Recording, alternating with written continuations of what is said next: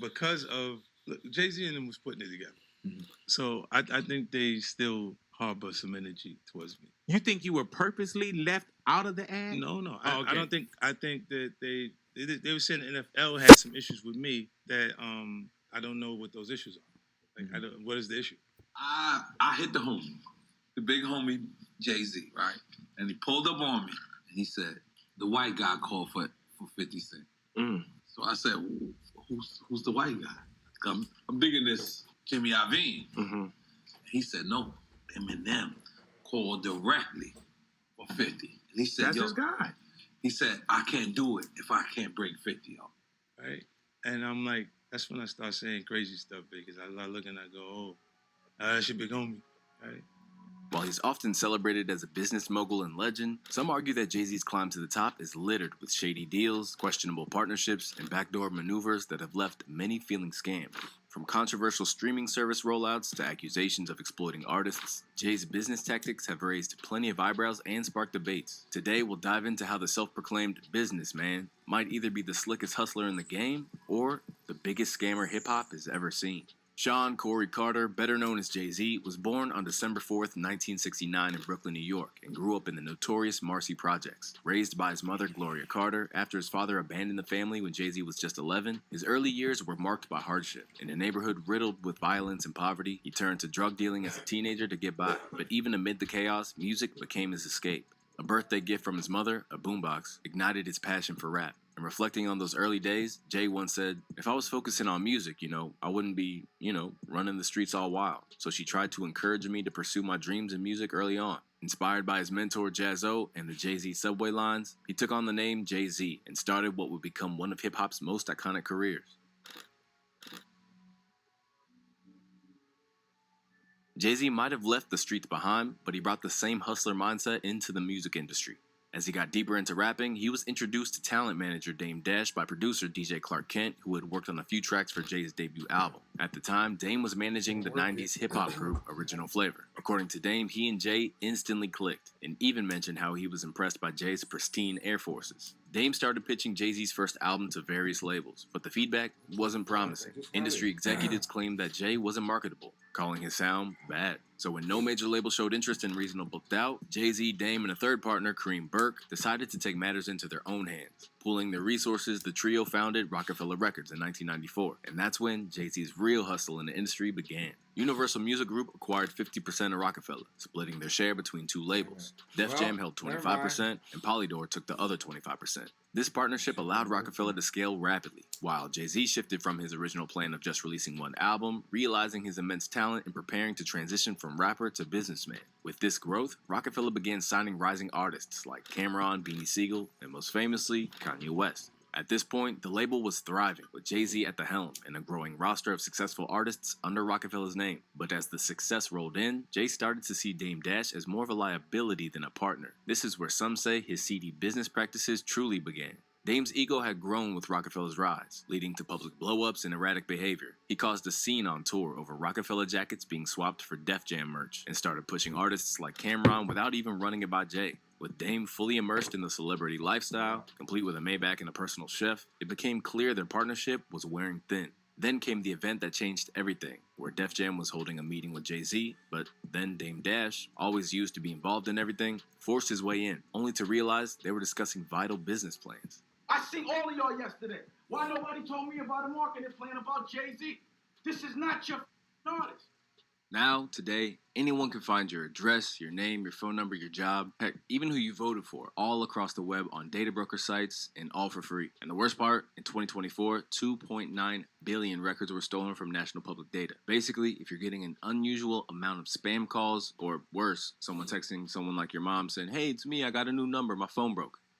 Yes, that actually happened. It's likely that your personal data is being sold online, and that's a pretty scary thought. Thankfully, I use Aura, the sponsor of this video. Aura Aura monitors your personal data, like your social security number, across billions of data points, including the dark web, to detect and alert you of potential identity theft, and offer up to $5 million in identity theft insurance in case the worst happens. Plus, they provide a ton of other features to keep you safe, all in one app. National public data likely won't face any repercussions for this, so don't chance it. Protect yourself and your family by using Aura today, and head on over to aura.com/hiphopmadness to get a free 2-week trial, or click the link in the description. Get your info out of the hands of data brokers today. With that being said, let's get back to the video. How y'all got a meeting about Jay without me? How y'all make any decisions about Jay without me? I bet you Jay don't know I wasn't invited. I bet you that. Email, now we discuss things through email. Jay's not on Def Jam. Jay's on Rockefeller. Y'all not better than me. I want somebody to explain it to me. I ain't get no calls about nothing. Nobody in this room's better than anybody in my staff. The reason? Jay-Z was preparing to sell his share of Rockefeller to Def Jam in exchange for a massive payout and a new position as president of the label. Jay-Z had come to a realization. He was both the talent and the business, and Dame was no longer needed. To fully grasp how Jay-Z outmaneuvered Dame Dash, we need to break down the business structure behind the deal. Jay-Z, Dame, and Kareem Burke sold off their remaining shares of Rockefeller for $50 million. But what Dame didn't know was that Jay had already cut a side deal with Def Jam. With Kevin Lyles stepping down as president, Jay negotiated a brilliant move by securing a $30 million payout to become the head at Def Jam.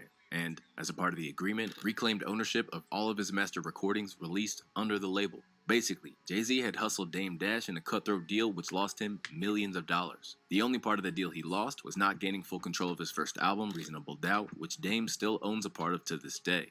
As Rockefeller evolved into more than just a music label, the tension between Jay and Dame grew, as Jay would hustle Dame a second time for even more money. In 1999, Rockefeller launched Rocawear, transforming the label into a full-fledged brand embedded in hip-hop culture, with fans purchasing both music and clothing. For Dame, this was hard to accept, because he had always prided himself on not having a boss, but Jay's new position at Def Jam made him exactly that. Eventually, Dame left Rockefeller to start Dame Dash Music Group, which ultimately flopped. In a final bid to sever ties, Dame sold his stake in Rocawear for $22 million, but just 2 years later, Jay-Z flipped the brand for $204 million, leaving Dame out of a potential $30 million payout. Despite the lawsuit from the buyers of Rocawear, Jay won the case, walking away with another $15 million. Once again, Jay had outplayed Dame, the man that first believed in him, leaving him with just his share of Reasonable Doubt, a piece of Rockefeller's legacy that, as recent events suggest, might soon slip from Dame's hands as well. Today, Dame Dash faces a slew of legal issues, specifically over unpaid child support, and it's landed him in a difficult position. He's now being forced to auction off his remaining share of the only piece of Rockefeller that he has left, the rights to Reasonable Doubt, Jay-Z's debut album. The auction is set for next month, and Jay-Z will be in a position to potentially own his entire discography soon. This legal battle has spiraled into a series of lawsuits, and by 2024, Dame's last 33% share of Rockefeller will be up for grabs. However, Jay-Z won't fully reclaim the rights until 2031, when the 35-year copyright rule allows him to challenge the ownership under termination rights. Still, Dame isn't backing down without a fight. In fact, he's even hinted at the possibility of selling those rights to Drake just to spite Jay. In this story, we see how Jay's ability to turn every business move into a personal win often comes at the expense of others, and highlights how his climb to the top of both music and business was fueled by sharp strategy and unapologetic hustle. But he didn't stop there. Just a few years after his departure from Def Jam and Rockefeller, he launched yet another business venture, further expanding his empire. Mom! This valley is our home. Our work feeds our families, feeds America. Yet some radicals like Newsom and Adam Gray support radical climate plans that slam us with regulations and fees. Gray raised the gas tax and even refused to vote for water infrastructure for local farmers. Mom! Radical Adam Gray. More regulations, less water, higher gas prices. With Adam Gray, our valley disappears. Congressional Leadership Fund is responsible for the content of this advertising. Never mind.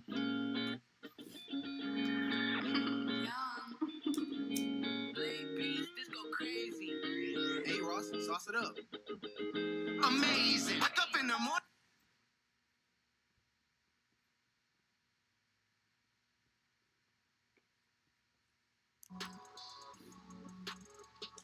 After exiting Def Jam, Jay-Z launched his renowned Tom. talent management company, Roc Nation, in 2008, which marked the foundation of what would become his multi-billion-dollar empire. However, just like with Dame Dash, building this meant Jay-Z had to outmaneuver others. Early on, Roc Nation found success by signing J. Cole and partnering with Sony Music. The company expanded beyond music, managing athletes and venturing into different industries. What set Roc Nation apart was its hybrid model. It wasn't just a label, but a talent agency that could function like one when needed. Jay-Z recognized the potential but sought quicker expansion to solidify Roc Nation's place in the industry.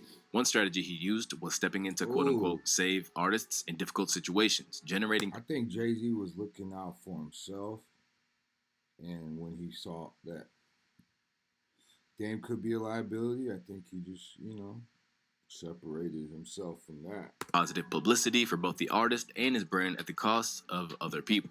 One of the most notable examples is Lil Wayne. Because all these artists have, they got families, they got their own cliques before they meet other people in the music game. So usually when they get their bread, they want to go take care of their family, not, not hang out with the guys or hang out with the, Dame Dashes and shit. It's like Jay's trying to get the bag for his family and get going,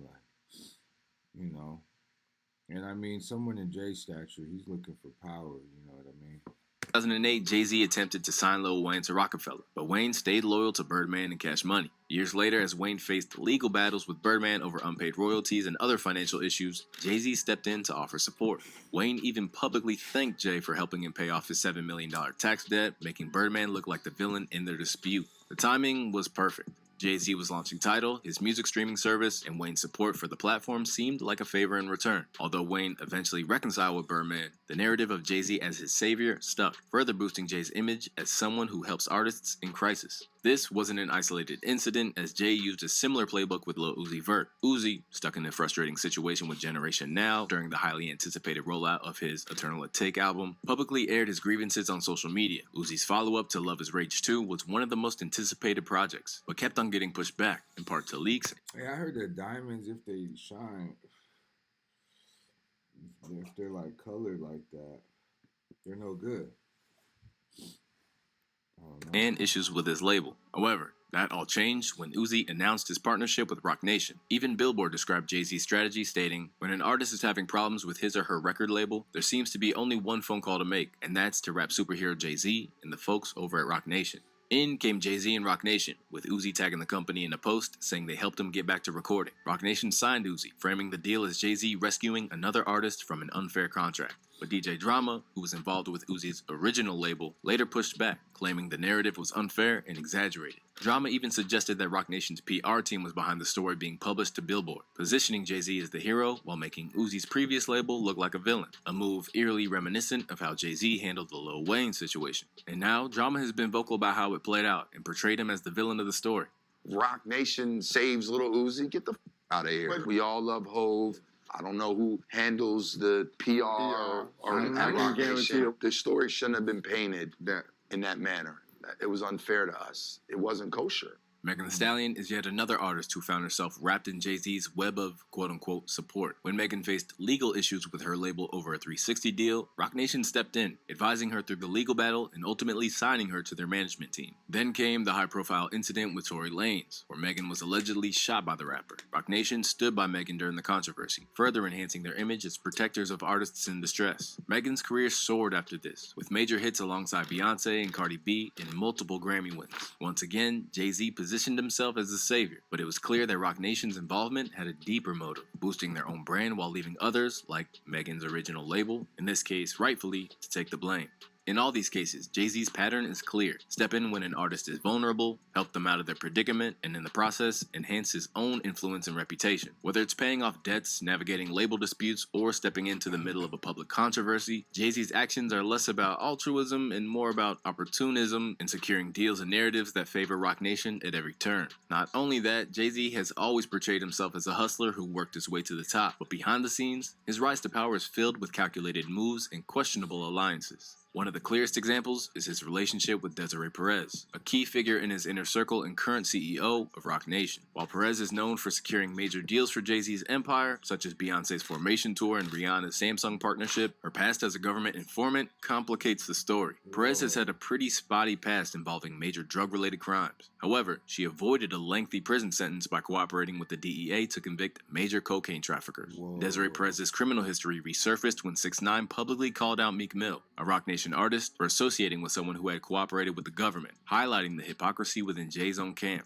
Because while rappers like Meek uphold the importance of street loyalty, they continue to work under someone who broke those very rules. Despite all this, Jay-Z continued to support Perez, and in 2021 she received a full pardon from Donald Trump, a move that only deepened the contradictions surrounding her role. For Jay-Z, Perez is more than just a fixer. She's part of his strategy. From handling high-profile deals to navigating legal issues, Perez has been instrumental in expanding Roc Nation's reach, even if it meant sacrificing the loyalty Jay-Z claims to value. Jay-Z's ability to capitalize on Perez's skills while turning a... So Jay-Z ain't never gonna get, he ain't never gonna get Diddy because of the fact that he working with the feds. I mean, and this picture shows it. If you got a picture with the informant and she's your CEO or president, come on. Blind eye to her past, showcases his knack for cutting deals and hustling his way to the top, even if it leaves his credibility hanging in the balance. Ultimately, the question is clear. Is Jay-Z's loyalty to the streets just another hustle, one that he manipulates for personal gain? Well, his connection to Perez suggests that his game is far from clean. It's calculated, it's strategic, and it's just one more chapter in his ongoing legacy of outsmarting his competition, even if it means bending the very rules he claims to follow. Now, the company has broken through into the industry, and they now manage many major names such as Alicia Keys, Uzi, Megan, A$AP Rocky, and Rihanna, just to name a few. The freedom. Just to name a few, huh?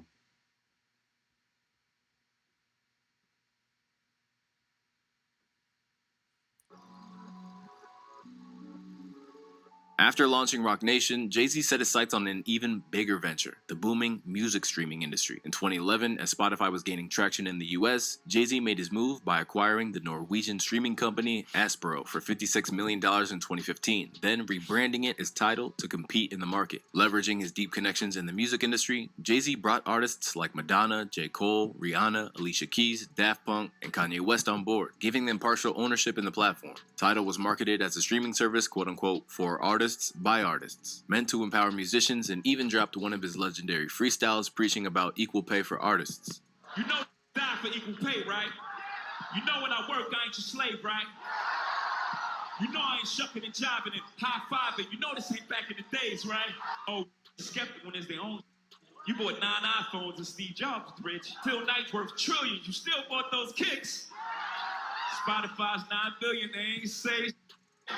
However, the company's launch didn't go as smoothly as planned. Fans were quick to criticize the launch event, where an array of wealthy, successful artists stood on stage seemingly out of touch as they spoke about not being properly compensated. What was meant to be a revolutionary moment for artists came across as being tone deaf. In July 2015, Tidal revolutionary moment for art touch as they spoke about not being properly wealthy, successful art go as smoothly as. However, the company's launch. Holy shit. That's who that, Usher? Didn't go as smoothly.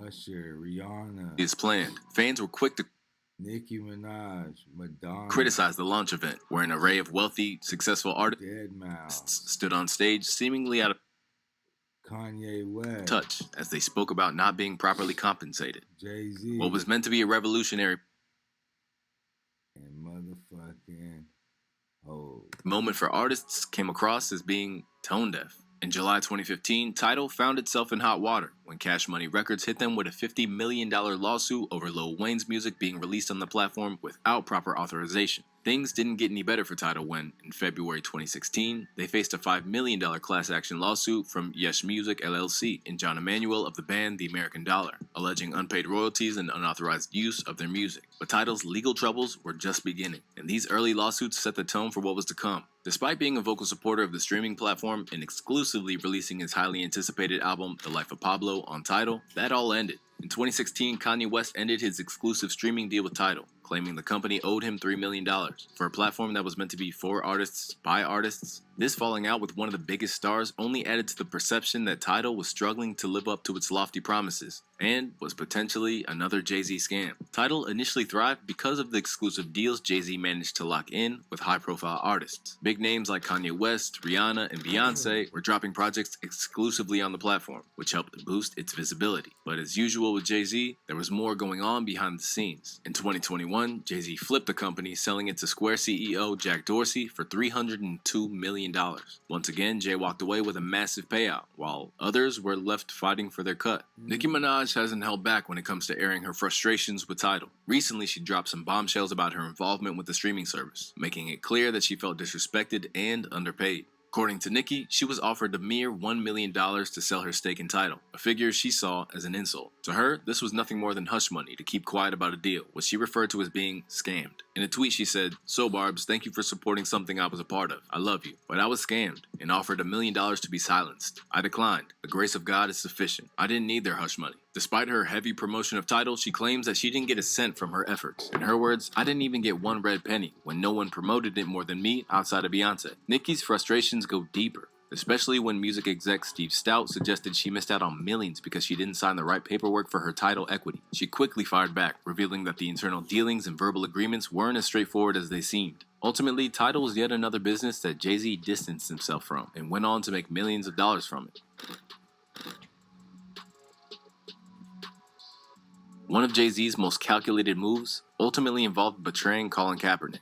For those unfamiliar, Kaepernick was a talented quarterback for the San Francisco 49ers. However, in 2016, he became a figure of controversy when he began kneeling during the national anthem to protest the systemic oppression of black people in the United States, specifically highlighting police brutality. This sparked a wave of similar protests across the NFL, with other players joining in solidarity. The movement shook the sports world, creating both widespread support and backlash. Initially, Jay-Z was one of Kaepernick's most vocal supporters. He praised him during an ESPN interview, calling Kaepernick a true activist, and even wore a Kaepernick jersey during a Saturday Night Live performance, further aligning himself with the cause. If you were his sports agent, and before this all happened, he came to you and said, "I want to do this," would you have said, "Do it, don't do it"? What would you have counseled the brother? Oh, 100% do it. Look how many people play football. They're not all going to be him. Would you rather be playing football, getting your head dinged in, or would you rather be an iconic figure for the rest of your life? We confuse the idea of having a job with fulfilling your purpose. But as many of us know, major sports leagues like the NFL, NBA, and NHL tend to steer clear of politics in an effort to not alienate any part of their audience. With billions in advertising on the line, stakeholders started to worry about the impact of Kaepernick's protests, especially as NFL ratings began to drop. This is where Jay-Z saw his opportunity and made a business move.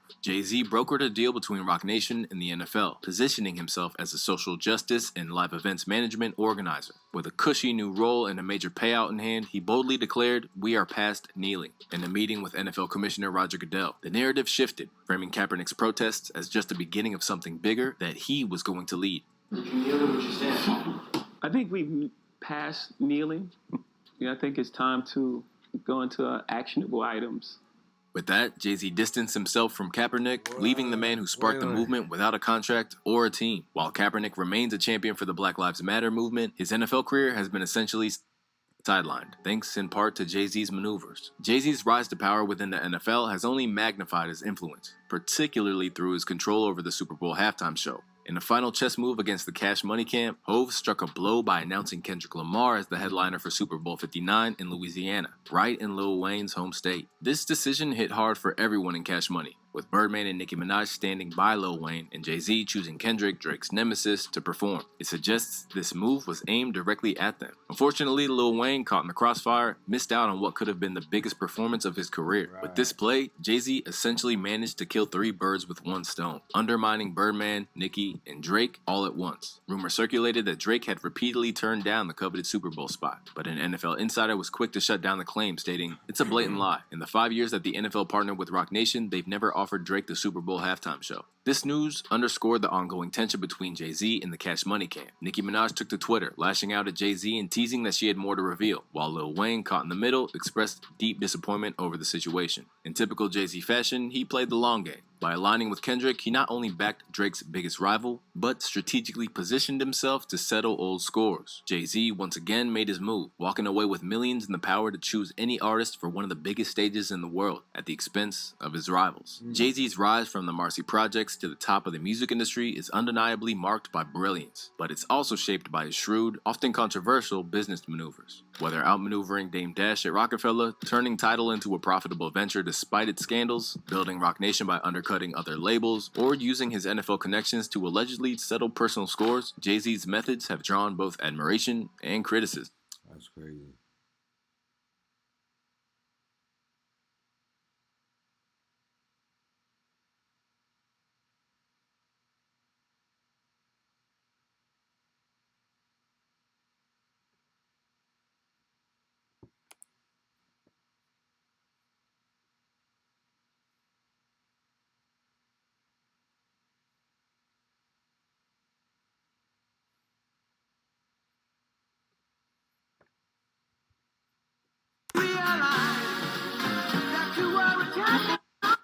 All right, so man, you guys, we got the feds leaking videos of Beyonce and Jay-Z threatening people, threatening fans. What? Especially Piers Morgan, bro. Especially Piers Morgan. But people are all over Jay-Z and Beyonce right now. And they're threatening them like, bro, y'all keep talking about us. Y'all going to be consequences and repercussions. But it's all alleged, and that's what we're here for. Spicy. So it looks like Jay-Z and Beyonce are starting to panic hard after everything that has been going down in the past couple of weeks. It looks like the feds are starting to really close in on them, and they are reportedly desperate to avoid those federal charges at all costs. We thought it was bad enough that they reportedly threatened Piers Morgan into silence. But the streets are now saying that they are allegedly going after industry heads and trying to silence them as well. And as if that's not messy enough, multiple fans and content creators are also reportedly getting threatened for speaking on them. So what exactly are the Carters trying to hide? And are the rumors true about them being involved in some shady stuff? Let's talk about this. In case you missed it, the Carters had their lawyers send Piers Morgan a cease and desist letter after Jaguar Wright went on his show and spilled some crazy tea about them. Like how Jay-Z allegedly set R. Kelly up and was behind the Me Too movement that sent him to jail. Well, because the Me Too movement was a ruse. It was a setup. It was a scam. I'm saying that now, publicly. Dream Hampton spearheaded the Surviving R. Kelly campaign, which fueled the Me Too campaign. And that was all funded by Sean Carter to make sure that Robert Kelly went to jail. Get his lick back.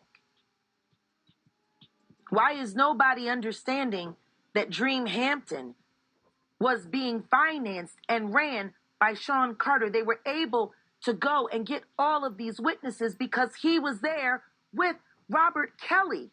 How does Jay-Z sit down with Gayle King and she not ask him one question about the intersection between him and Aaliyah and Robert Kelly? This is insane that people keep refusing to see what's right there.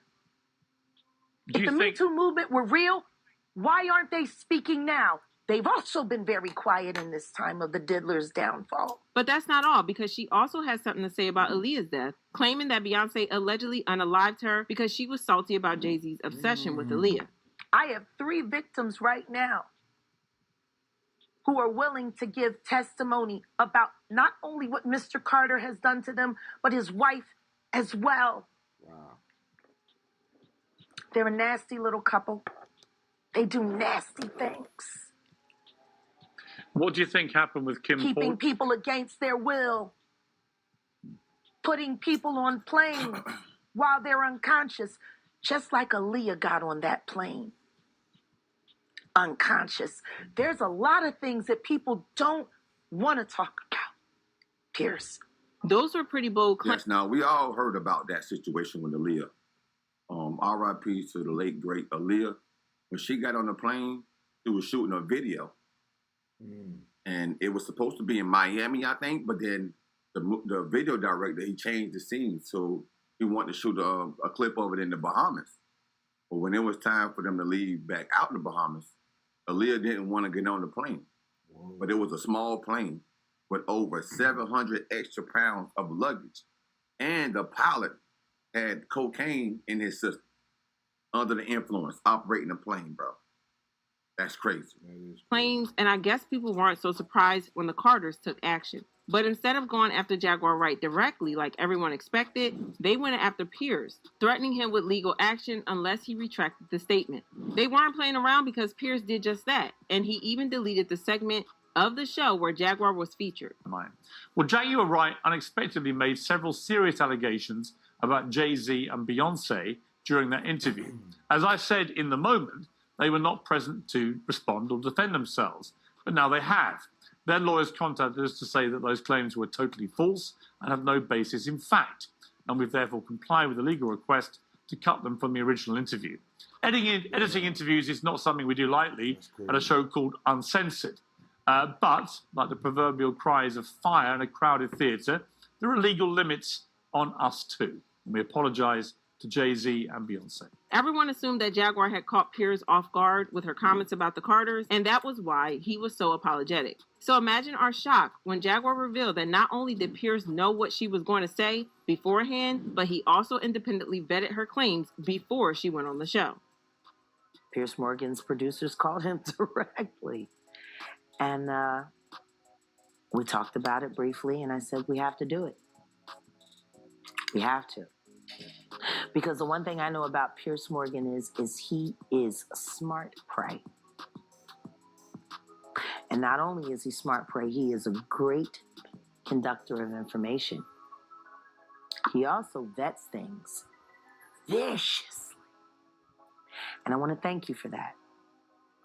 Because if my word is good enough to make it through Pierce Morgan's firewall of please don't sue me, then I guess he just vetted me for every ounce of real life content on this blue couch. We thank you for that. Fans talked about how Beyonce and Jay-Z were trying to silence the media because the last thing they need is for people to start paying even more attention to them right now. Because of their close relationship with Diddy, they have been under intense scrutiny since the whole Surviving Diddy scandal started. To be fair to them, there's no hard evidence linking them to Diddy's shady activities. And just because they were close friends doesn't mean that they were involved in those shenanigans with him. But the streets are convinced that they not only knew what was going on, but also allegedly helped him get away with the behavior using their influence. So like I said, these two have been in a super sticky position for weeks. Apart from that, there's also that messy RICO charge that's looming. Now, the feds haven't announced RICO charges on anyone other than Diddy, but y'all know that if there's a RICO charge, it usually means that there are multiple people involved. RICO charges are based on a conspiracy to commit crimes. So this means that the feds have credible reason to believe that Diddy's criminal empire was a conspiracy between him and a couple of other people at the very least. I mean, y'all remember Young Thug's YSL RICO trial, right? A total of 28 people were brought up on charges, and there is a very high chance that we might see those same numbers in Diddy's trial, especially given how many celebs have been reported to have been at his freak-offs. Again, Beyonce and Jay-Z's names have been tossed around when it comes to the RICO charges because, again, they are the two people who are closest to Diddy in the industry. When lawyer Ariel Mitchell-Kidd revealed that a certain female celebrity's tape at the freak-offs was being shipped around, people immediately started speculating that it could be Beyonce. I also was just recently contacted by someone who wanted me to... That's crazy.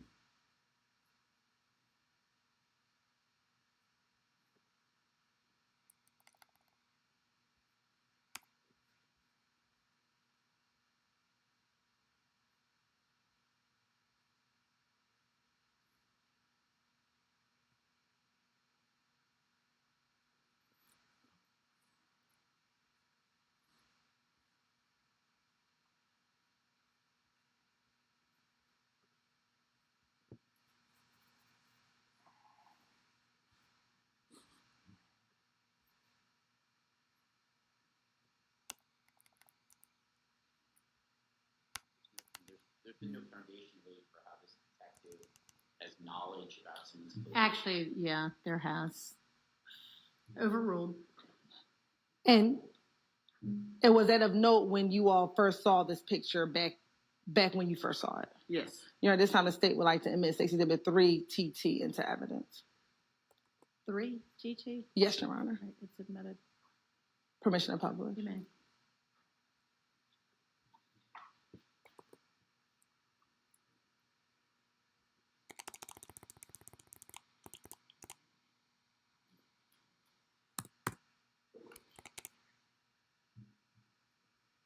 Now, looking at State Exhibit 3 TT, is the car that you were just referencing this blue Maybach? Yes. All right. And was it of note of the individual standing on the vehicle? Yes. Okay. And do you know who that individual is? Diamante Kendrick. Okay. And again, was this posted on social media? Yes, it was. All right.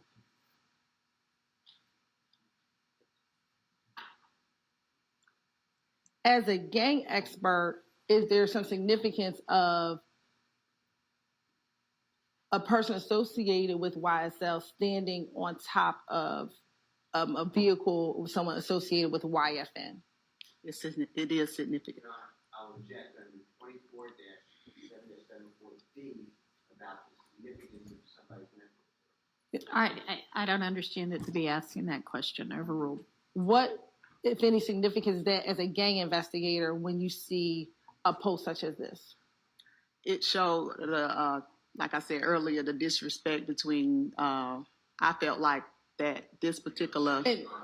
In your opinion. In my opinion, this is a sign of. Just a second. Okay. Your Honor, it's also calling for her to have. She's been qualified as an expert. I understand, but she's just because she's an expert doesn't mean she knows someone else's mental state. And she's not testifying to their mental state. Overruled. Go ahead. Working as a gang investigator and dealing with different actual rivalries and, the gang problems that we have had in the city. When we saw this particular post, we saw that it was like a gang member taking a shot at another gang member by standing on his vehicle outside of one of our malls here in Georgia. And what mall was this? Lennox. Okay.